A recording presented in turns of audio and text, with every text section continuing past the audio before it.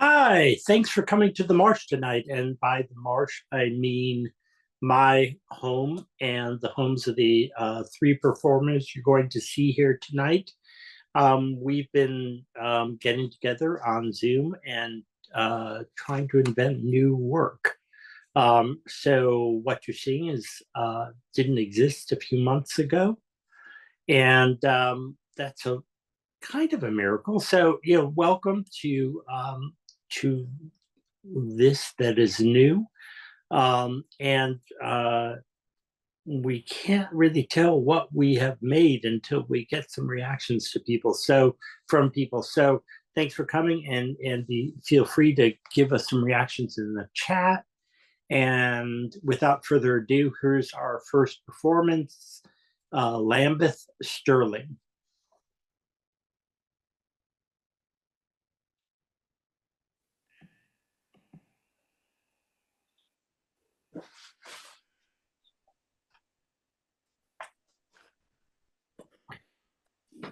About 30 years ago, I figured out my focus on affirmations and my obsessive positive thinking were doing me in. So I started telling the truth, nothing but the truth. I started honing in on family of origin issues. I joined a Harville Hendricks co-ed therapy group for 2 years. They told me I needed to learn to contain myself. They told me I was a pursuer on Harville's scale, that the problem was I would want someone who was not necessarily committed to me. Then I would attach to them and hold on for dear life. This was just a bit too accurate. I was still doing my focusing, which is dropping into the body to check how am I feeling about what is going on in my life. And I was going to meetings in my 12-step programs on relationships, including one for love addiction, usually 9 meetings total per week, and I continued seeing my therapist in a group, of course. Dr. Hendricks lays out the character types and the related wounding in his book, The Keeping the Love You Find. Early abandonment, I think somebody's unmuted. Early abandonment was repeatedly rearing its ugly head as an issue. Probably won't surprise you to hear that on the Enneagram, I am what they call a 4, type 4, the tragic romantic. 4s were abandoned at an early age, and we tend to be artistic. The pain of early abandonment drives the entire nervous system and the emotions. Oh, yeah, and we tend to be dramatic and difficult. So, what I said to myself, isn't that better than the 3 who's driven by image and success, the 8 who's driven by the need for dominance, or the 2 who's driven by the need to help people just to inflate the ego? And to tell you the truth, most of these seemingly put together Enneagram types are terribly judgmental. Not the 4, we're just desperate and emotionally debilitated. As 4s progress, we move toward becoming a type 1 on the Enneagram, and I now enjoy an obsession with perfection, which may or may not be perfectly obvious to you.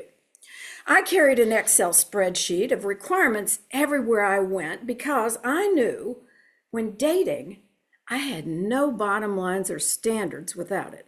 See, my mother's temperament was chilly at best. This underestimates the situation by a long shot. And I now knew that I would cling to any sign of human life like an industrial strength vacuum cleaner if I touched said sign of life, somewhat like an octopus, but with less discernment, much less discernment. The moment I met Benjamin was somewhat significant. I don't believe in this sleepless in Seattle stuff. Of course, when I first saw that film, I said, that is the most love-addicted film I have ever seen. Then I saw it 2 more times. One night I was in a hurry to catch a flight, but my co-sponsor in the love addiction program, Margaret, said, "You have to come over. Benjamin's been waiting for 2 hours." So I went. No makeup, unbrushed wet hair, wearing a very large white t-shirt with black velvet leggings.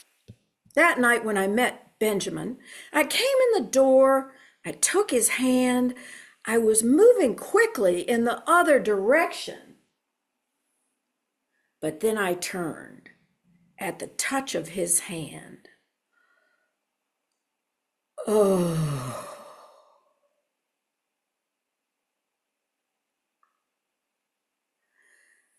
At that moment, I knew there was a sweetness in Benjamin, that he was one of the loveliest human beings I would ever have the privilege of knowing. Let's face it, I didn't know if he was lovely or not. What I know in retrospect was that I wanted more of whatever was in that handshake. I intentionally wore jeans on 2 hikes because I was somewhat ambivalent, and I thought I looked better in leggings with big t-shirts, kind of a stay-at-home, pregnant, gay mom look. He liked my legs and jeans on the trail. He pursued me. I now have a theory that you can tell just about everything about a person in the first 2 hours if you are paying attention. I think one knows most of what one needs to make an informed decision in the first 2 hours of the first 2 dates. By the end of the second date, I knew this new guy I was dating in 1994, about 1 year into my Harville Hendricks therapy group and 3 years into my inner work group, was a 23-year-old stuck in a 43-year-old body, that he liked alcohol a little too much for my taste. He was drinking beer when I arrived at a coffee shop and brought a bottle of wine to see the movie The Flintstones. He was a Tai Chi master. He could get into extraordinary positions at a water fountain. He had a great butt and a PhD from Stanford. I called Margaret, who'd introduced me, and I said, "I don't really like this guy. I don't know why you introduced me." Then I got in the car and drove into the city for our third date. Just as we were crossing the street on that date, as I was thinking to myself, now he's describing his alcoholic family system, and he's completely unaware of it. He slipped his arm through my arm. It felt like the arm of a cocker spaniel, and something in me went, oh. I'll tell you, I have never felt anything like that before or since. After our third date, he called and said, well, he didn't say much of anything, and I said, "I just can't do this. I can't see anyone who drinks this much alcohol or smokes pot." Then I ignored those bottom lines, which were already on my Excel spreadsheet, which was in my purse. I got into the car and went into town for our fourth date. And he convinced me after that date that the next week he would come over and help me move. And I certainly needed help moving because the only person coming to help was Peter, who also had a PhD. But Peter couldn't do it all himself. So I allowed Benjamin to come too. Probably to Peter's chagrin. I didn't have any money, and I had to budget for little things like $4 shoe polish. I had heard that Marlo Thomas had bought her own china. She wasn't waiting for any wedding. Suddenly it had occurred to me in a meeting that I could buy my own SUV rather than waiting for some guy who looked like Tom Selleck to do it, and I did. Then it suddenly occurred to me in a flash that I didn't need to wait for a man to own my own home. I bought my own condo. The three of us moved everything out of the little cottage behind the big house in San Anselmo. I was in my mid-30s, going from a tiny building with no kitchen, no sink, no water, no toilet. The county had made the owner tear all of that out before I moved in. And I used the rod over the tub to hang my clothes. I had to climb a tall, steep ladder to get into a loft to sleep and pee in a pot. I moved to my own home. The two PhDs moved me to my new condo in Vallejo, the Valley of the Hose, as my focusing partner called it. By the way, I found out recently it was right down the street from that guy now known to be the Zodiac Killer. Anyway, I told Benjamin he could sleep in the other room. After all, he had made 2 trips up from the East Bay. 2 in one day. Very kind, very supportive. So he slept in the other bedroom, but he said, "Can I come into your room in the morning?" At 7 a.m., he came trundling in like a 4-year-old in his dark purple, heavy cotton shorts, holding his pillow to his chest. I went to an Al-Anon meeting and said, "Maybe it's okay to smoke a lot of dope if you have a PhD from Stanford." Everyone laughed, but I was serious. Just when my recovery was gaining some traction, I stopped going to meetings on love addiction because I was too busy dating Benjamin. I went to the Al-Anon meetings at lunch in San Francisco's financial district, but I was seldom called upon, maybe because I was going to gay meetings, but it took me a couple years to figure that out. I went to that meeting actually for a few years, and it suddenly began to dawn on me that I was the only straight person in the room. It was close to my work. I learned a lot about being gay without switching teams. After about a year, Benjamin and I went to Hawaii. Before the trip, I had called my friend Judith, who was getting married, and she said, "How long have you been with your boyfriend?" "About a year." "You must read this book called Getting to I Do." Implying that I should be a little paranoid that I was not engaged, I thought. That's kind of sticky, isn't it, Judith? I'm thinking. I mean, she's an MD, a brilliant woman, and here she is sounding kind of sticky, like flypaper. I'm too healthy for that, I thought. But I noticed all I could think about was getting that book. When I got to Hawaii, I was with a friend for 4 days before meeting up with Benjamin, so I got the book. And when I got it, my friend said, "Do not let my boyfriend see that book." I'm thinking, this is not a good title for me to read. Every day, I'm taking it out to the beach. I'm slathering on a lot of 25 and 35 sunblock so I can stay out for hours and read that book, which covers how to get him to propose, what to do if he won't set a date. When I left my friend, I left her a book, Facing Love Addiction, which is what I actually needed to be reading myself. But I figured she needed it more than I did. And if I may say, I hate that book. I have always hated that book. I went to the other island to meet up with Benjamin, and the women there said, "You're under a lot of pressure." And I said, "Yeah, and my gynecologist said he doesn't know how long I've got." And I said to him, "If I start menopause, do I have 2 years from that date to get pregnant?" I read I have 2 years from the start of menopause to get pregnant. And he said, "Oh no, I can't guarantee that. Hurry up, socialize, socialize, hurry up, socialize." These women said, "Take the pressure off. There's a book you must read called Being a Woman." See, these women went to Stanford and schools like that. I knew as independent, brilliant, marvelous women, this book would bring me back to center. I got this new book immediately. This, to be clear, is a second book. The chapter headings are what to do if he doesn't propose within a year, how to get him to set a date. There are 6 of Benjamin's friends watching TV or lying on the beach, and I'm covering the chapter headings. Benjamin said, "I have never seen you read a book with such avid attention." I got this idea that maybe he'd ask me to marry him while we were in Hawaii. I don't know why I thought he might.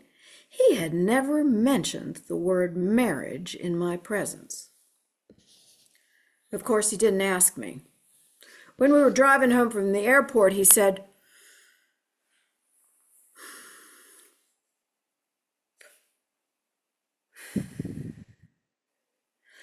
"I talked to my friends before we left Hawaii,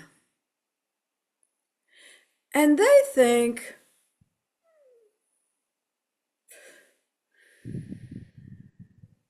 we're a great couple." "They do?" I said. "What did they say?" "Well, they said they thought we'd be married within a year." I'm thinking, he didn't ask me to marry him in Hawaii. And now he's talking about it in the car on the way home from the airport. What do you think about marriage in general? Well, I'm afraid of marriage. On the other hand, I want to be married. What do you think about marriage in general?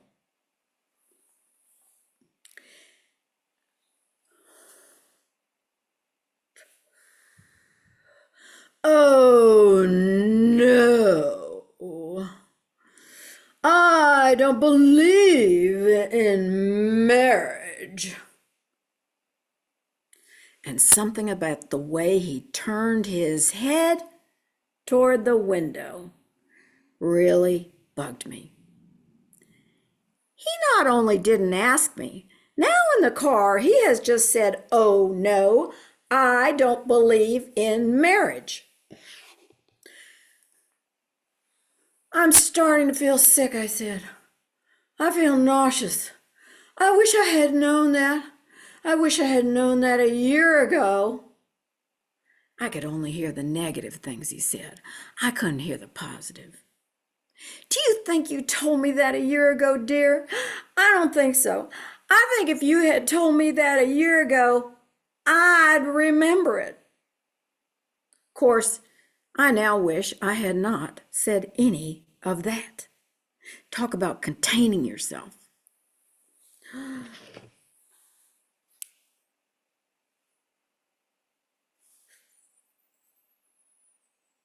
"Well, I could see having a marriage for a family," he said. "But not because you really want to marry me," I said to myself. Not to marry me. I made a performance piece out of the trip to Hawaii, and Benjamin came to each and every one of the performances of this piece, at the end of which I turned myself into a pretzel around a wooden folding chair for the scene in the car in which I imitated him taking long drags on his joints. If I weren't on Zoom, I'd be climbing through a chair right now. I made him into cigarettes. See, pot was illegal, and he would have flipped out. Anyway, he seemed to enjoy it. I would say on stage at the end, the truth is, I don't know if I really believe in marriage. What do they agree to in these ceremonies? To stay until somebody has an affair, until somebody goes bankrupt, To stay around until somebody burns the toast on both sides, I used to stay committed no matter what. It took me years to learn to leave relationships. Furthermore, nobody is going to tell me what to do. And this state of mind does not exactly go along with the state of marriage, of course. I got where I am by thinking that way.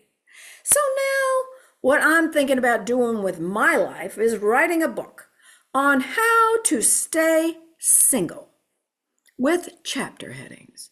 What to do if he proposes? What to do if he tries to set a date? What to do if you propose?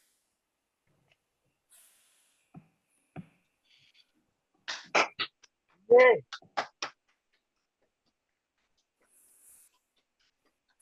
Yay.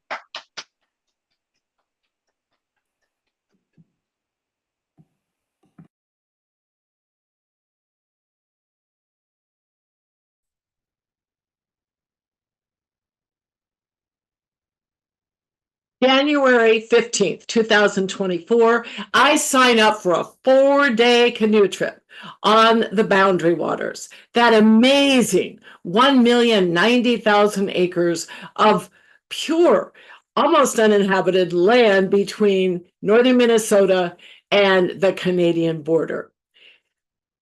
I have visited that area many times since my parents often went there on our summer vacations in my first 18 years. And I've only been on the edges of it, the lakes you can drive to, but I've long thought that I wanted to go deeper into the waters. Sounds like it's going to be more of a spiritual trip than an athletic one, sponsored by the Episcopal House of Prayer in Collegeville, Minnesota. I do hear a voice of criticism saying, "What the hell do you think you're doing? When were you last out in a canoe? And you're too old." And to that voice, I say, I'm remembering what my body worker Carol once told me after I'd spent most of the session kvetching about all the problems and woes in my life. And Carol said, "Nancy, you really have a very good life, Nancy. We just have to put you into it." And now I'm putting myself into it out on the Boundary Waters. It's all fine till May, late May, when the letter comes about the final preparation for the trip. I've not been down there on Big River to get back into a canoe. But it's still a couple months. So yeah, I spent a couple days thinking I could still get out in canoe enough.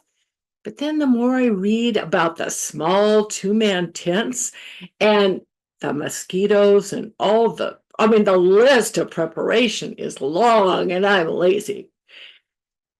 Finally, after a couple of days, I sign out of the trip. I don't want to take the risk of making any enemies of these new people that I would meet.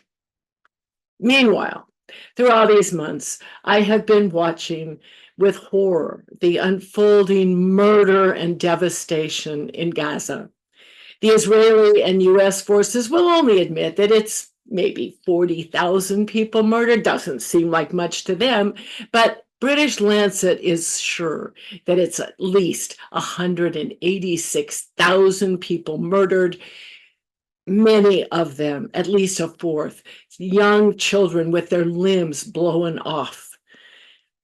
And meanwhile, while all that's going on the surface, the violence in the West Bank is under the radar, but it's escalating. More and more people pushed from their land, shepherds losing their flocks.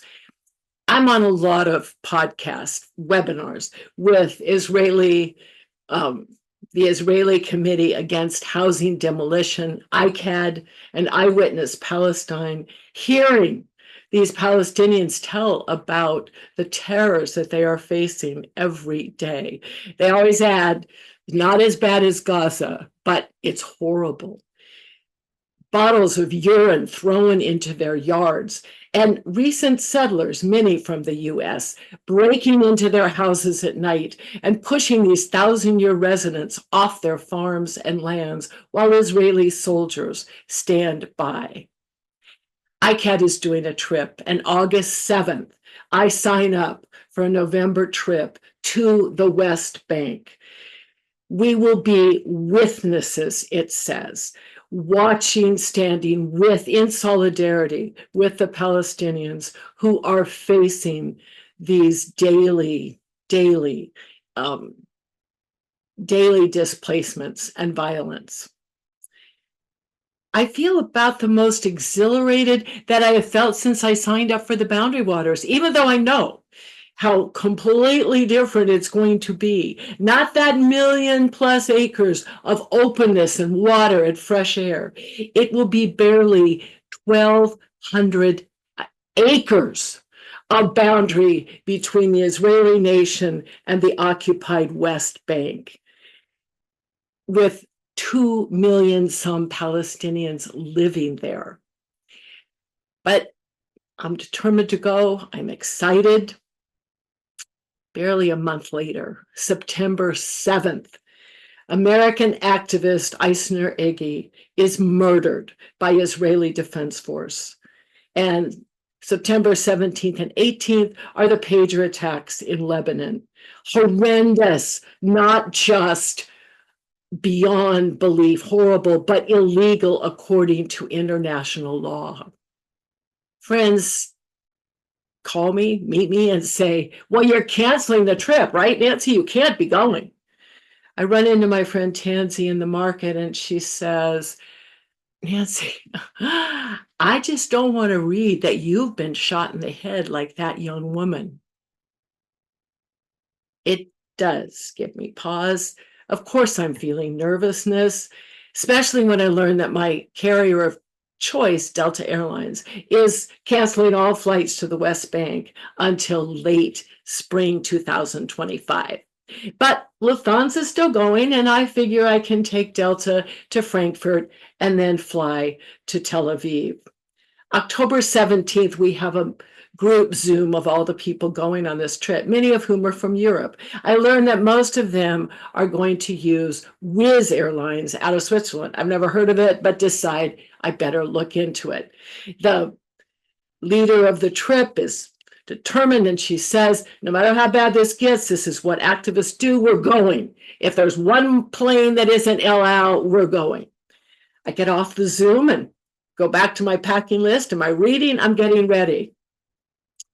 Less than 30 hours later, noon the next day, I get the email that ICAT has canceled the trip because Wizz has canceled their flights. I'm deflated, disappointed. I won't get to meet Rabbi Eric Erishman, who puts his life on the line almost daily, going out into the settlements, trying to protect farmers from losing their flocks.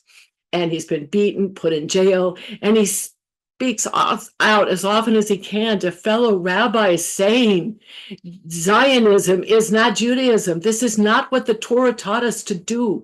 The Torah taught us love and kindness. And I won't meet the Christian minister, Munter Isaac in Bethlehem, who's also trying to speak out to fellow Christians, and many of whom don't even know that there are Palestinian Christians. And he's trying to say to them, we've been here hundreds of years, and all the Palestinians are not Muslims like your churches have taught you to hate. And they're not the Amalekites that you think God told you to smite. And I won't get to see the walled off hotel, all of whose windows face out onto the horrid concrete wall that between Israel and the Palestinian settlers. And I won't get to go to the Aida youth camp and see what they're trying to do to help the youth in that camp that's been there for 75 years and was only to be a temporary camp when it was set up in 1950. I'm disappointed, but I'm worried. How close are we going to get to World War III if Biden and Bibi continue this path. 2 days after the trip is canceled, I wake up to a very cold house. When I go down to the basement to try to reset the heater, it won't start. I call my young friend Gallo, who runs the company that put in my heater some 25 years ago and has maintained it. I'll get there later today, Nancy, and I will take care of it. Don't you worry. I'm going to do the worrying. Sounds good. He does get there at 3 o'clock. And I sit and I listen. The heater comes on for a few minutes, then it goes off for a few minutes. 25 minutes, I'm getting nervous. Finally, it stays on, and Gallo comes up and into the house, and he says, "It's being a little fussy, Nancy, but I'll get it going." Fussy. Sounds like me, Gallo, I say, and the whole world. But the system's old, Gallo. I'm getting worried. I can't afford a new system. I told you to stop worrying. I'll do the worrying, and I will get it going for you. Next day, it's off again. It's been on barely 8 hours. I call, and with his same cheerful voice, he says, "I told you not to worry, and I'll be back this afternoon."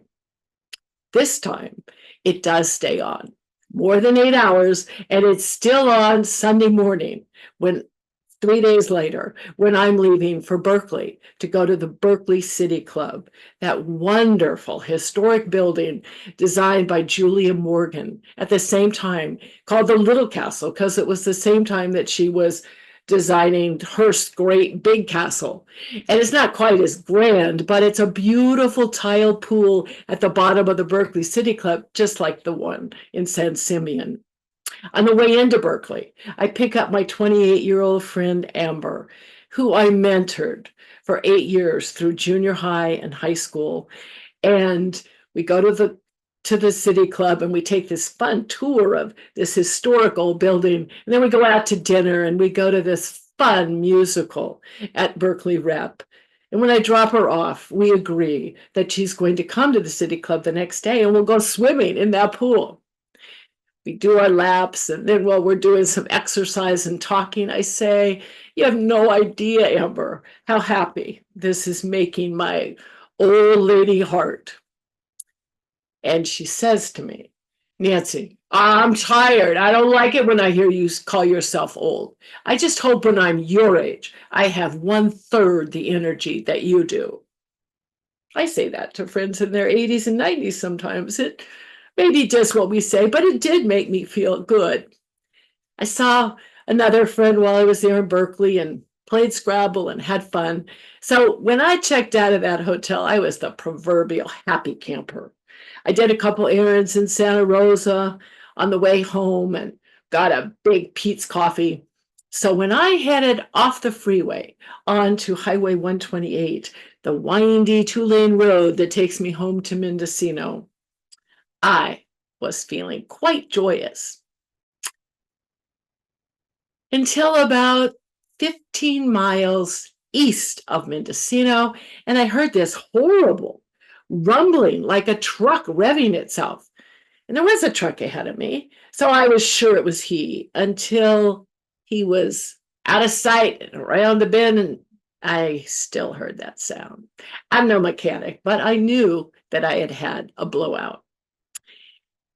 Times I kept driving, but had to push on that accelerator quite hard a couple times, and came into the narrowest part, narrow curves, and kept saying, "You can't stop now. You gotta keep going. I promise I'll do whatever I have to fix you. You just gotta keep going." Finally, we did. A little under an hour, but it felt like it was 20 hours. We got to this wide turnout right at the intersection of 128 and Highway 1. I got through to a very nice woman on 911 and 911, and she said that she'd call the tow truck. She called me back to say that it would be about an hour and a half till it got there, and that she'd try to get a hold of a highway patrolman, though we're in the country, who knows where she'd find one.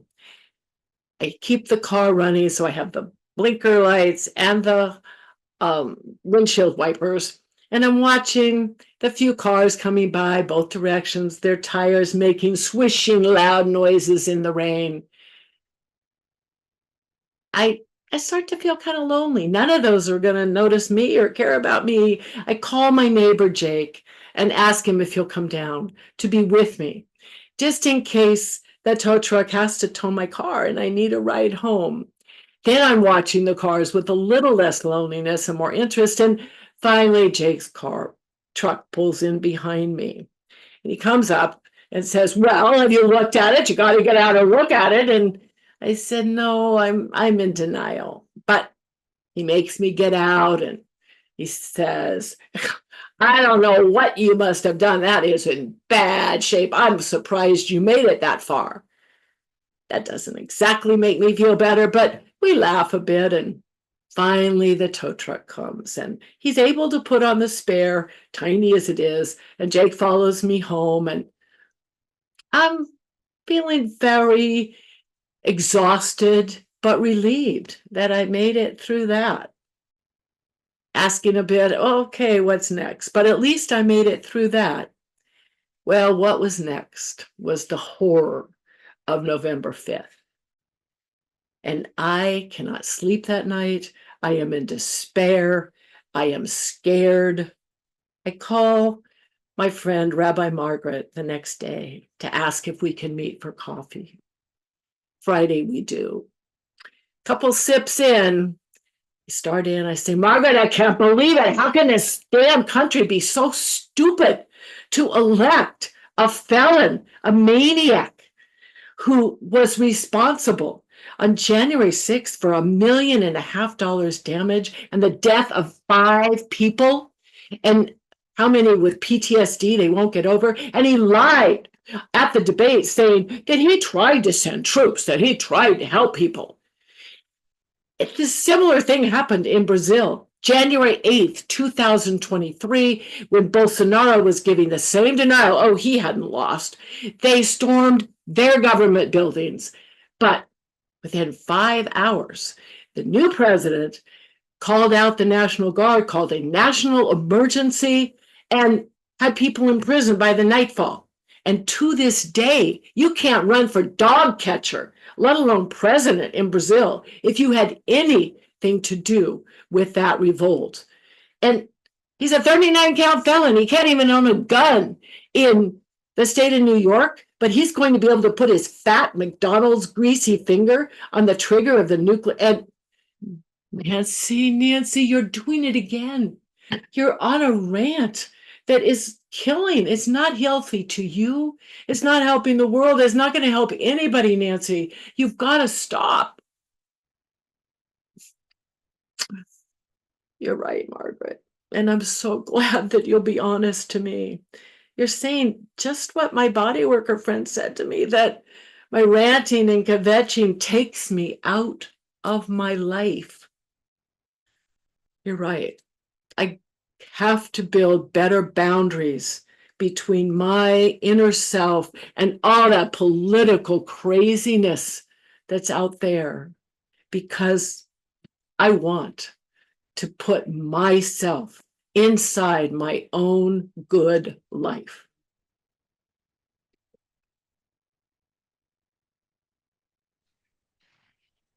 Yay. Yay.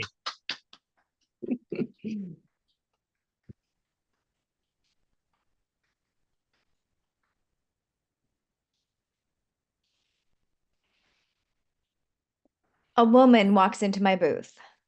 My brand new, witchy, tarot, wannabe, occult bookstore pop-up shop, the one I recently started in the middle of Placer County, the business venture my mother does not know about yet because I'm too afraid to come out of the broom closet.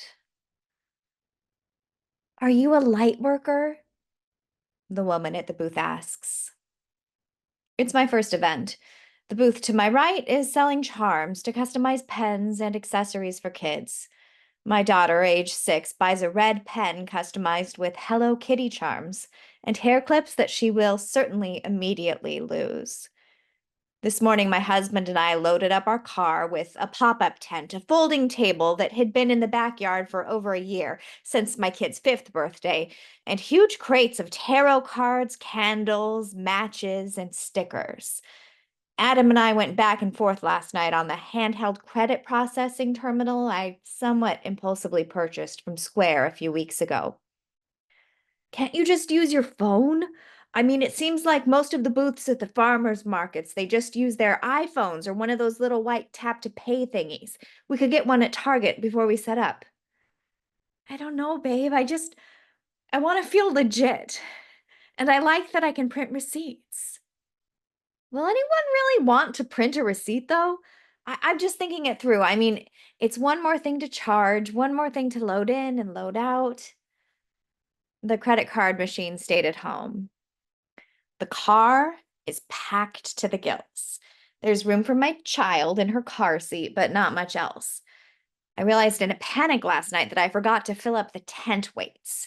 Tent weights are a big deal in the pop-up community, I'm learning. They keep your tent from flying away at the first strong breeze. It had been raining that night, so getting sand out of the sand pit seemed like a more daunting, earthworm upsetting labor than I was really willing to undertake. So instead, I pulled the large, smooth river stones out of our front yard. They're meant to make a small border next to the driveway. Each stone I remove reveals a deep depression in the dirt. I start thinking about teeth. Roxy's lower central incisors are erupting behind her baby teeth, which she's very happy to demonstrate at the slightest provocation. Do you want to see my shark teeth? They're right here, Casey-o! I slip the rock-filled canvas bag into the car. Miraculously, they all fit. What's the name on the reservation? Apothecary Skeptique, I reply, leaning over Adam in the driver's seat. I'm very happy with the name, the Skeptic's Apothecary. As I've healed from the myriad of ways fundamentalism cooked my brain, I'm learning that leaving room for doubt is an essential part of any spiritual practice I may undertake. In my shop, I want there to be room for the curious, the uncertain, even those who are pretty sure it's bullshit. It just happens to be bullshit they enjoy. The check-in person is trying to figure out where exactly they should direct us, where my booth is going to be. She peers at me from below the beanie, clipboard in one hand, walkie-talkie in the other. I'm sorry, the what? Apothecary Skeptique? Oh, you know, I'm not going to be able to pronounce that right. Can I just give her a name? I feel immediately foolish, thinking of my mom's side of the family. How silly I've always thought it is that they use something unnecessary and somewhat inaccurate Spanish whenever they want something to feel fancy or special. Nuestra nueva casa, our new home. She says my name through the walkie-talkie. Then she holds it up to my lips. Apothecary Skeptique? The Skeptic's Apothecary? It could be under Stacey. They finally figure out where we need to go, so we unload and start setting up. I'm struck by how strong Adam is, how excited he seems to be helping me with something new. It takes us a moment to figure out exactly how the tent works.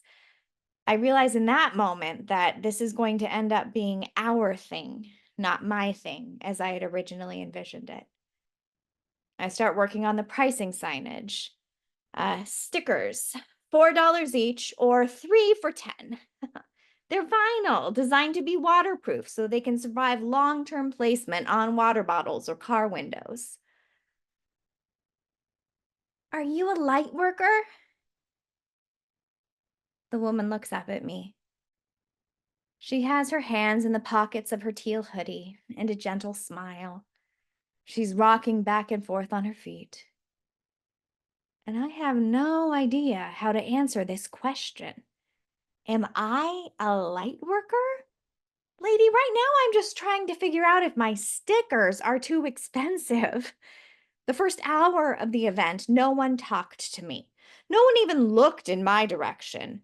I felt my spirit contracting within my body until I was a shriveled husk of a person trying to attract customers when I'm giving up all the energy of a raisin you find under the couch. But then someone does walk up. They pick up a sticker, they laugh, they put it down. 5 minutes later, someone else picks up a sticker, smiles, but puts it down. Stickers, $3 each or 4 for 10. To my left, there's this booth featuring kitschy kitchen decorations and engraved wood wall hangings and cutting boards. It's almost all of the alcoholic accessories variety, courting the wine moms with wall hangings reading, "It's 5 o'clock somewhere," and a kicky little clock on top. Am I a light worker? Goodness! I'm allergic to hierarchy. I can't define myself. I can't even rate books on Goodreads because I'm so afraid of having an opinion. I am not interested in a leadership position, and I am absolutely not an authority. As far as I'm concerned, I'm just a little guy who wants to sell my little cards that I'm not even sure I believe in, depending on where I am in my menstrual cycle on a given day.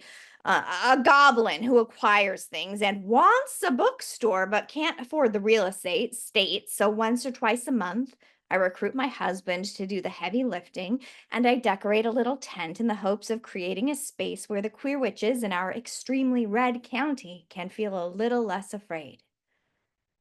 But am I a light worker? My face goes hot. I start stammering. I, I, I don't know. It reminded me of the times I would receive a word from the Lord from someone in the evangelical church.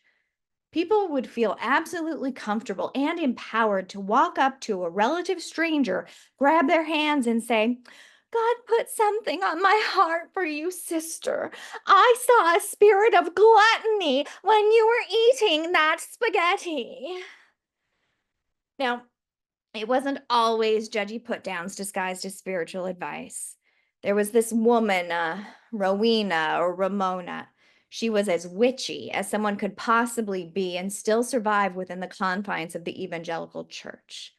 I remember long purple hippie dresses and wavy gray hair and glasses, and she had a gift of prophecy. She would prophesy over children in the church, writing out pages on a long yellow legal pad and giving them as gifts to the parents. "Stacey is starlight, for she will shine God's light in dark places." A few years later, when my brother Brian was born, "Brian is a strong oak. He will be planted by the waters of God, and he will not fail." Now, the meaning of the name Brian is actually strong oak, so I'm not sure she gets full credit for that one. But it's so funny. The more time I spend in witchy circles, the more I realize how witchy and occult obsessed my upbringing was. There's a reason that I'm attracted to this stuff. Now, don't get me wrong. They were and are completely terrified of anything that smelled even remotely pagan or new aged. But the parallels between the witchy woo-woo world and evangelical Christianity are too intense to ignore. They have their own version of calling down the corners, where we would stand as a congregation interceding, speaking in tongues, and it would end with the pastor leading us in unison, saying, "We speak to the powers and the principalities in the north," and we say, "North, give up in the name of Jesus." And then we would clap and clap and clap and turn to the east and the south and the west. Like, what's the difference between Reiki and laying hands in prayer? It's just a few inches.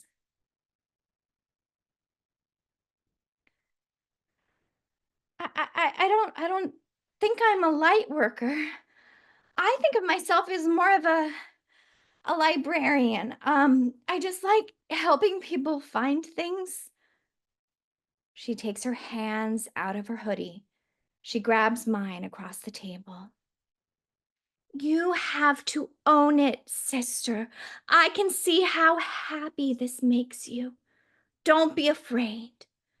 Don't be afraid. Don't be afraid? What is she talking about? I'm an intuitive energy worker. Don't be afraid. Don't be afraid. My brain started to short circuit, and I started to cry. And it was such a relief because I was so afraid. I didn't know how to be anything but afraid. I'm standing here in a secret booth in the cold, impersonating a sea anemone after it's been poked. I know I need to fix my face. I know my energy is repellent right now. And it's not even that I'm afraid of rejection with the shop. I'm obviously afraid of rejection in this and many other areas. My spooky side was always deeply unsettling to my mother. I started this store in secret. I don't have my picture on any of the social media. My name is not on the business cards because people around here sometimes end up en masse in the homes of people they disagree with. And I'm afraid Moms for Liberty and the Proud Boys are going to show up at our doorstep with loudspeakers or torches. But right now, I'm holding hands with this stranger, this short white woman with bleached blonde hair. She's made me cry. She's come in and she's told me what to feel and what not to feel. On paper, with my history, it should have been invasive. I'd usually be pissed, but God, I needed the energy work just then. It felt like the most supportive thing I'd ever experienced. Don't be afraid. Don't be afraid. She asked me if I wanted a hug, and I did. She came around the table and we hugged, touching our hearts together. And I felt warm. I felt safe for a moment. Looking back, I keep thinking about how my emotions are programmed to respond to a word from God or the universe or unsolicited energy work at a Dia de los Muertos event in Lincoln, California. You cry and you receive. And it felt so good. It had been so long since I've been able to receive anything in that realm, and it felt so good to let myself believe, if even for just a moment. Now, I still don't really know what a light worker is, and I don't think I am one. But I guess she was. Because I'm not afraid anymore.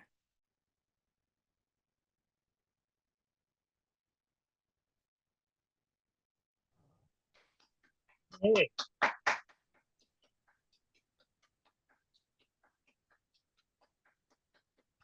yay. Thank you all very much for being here tonight, and thanks to the performers. Good night.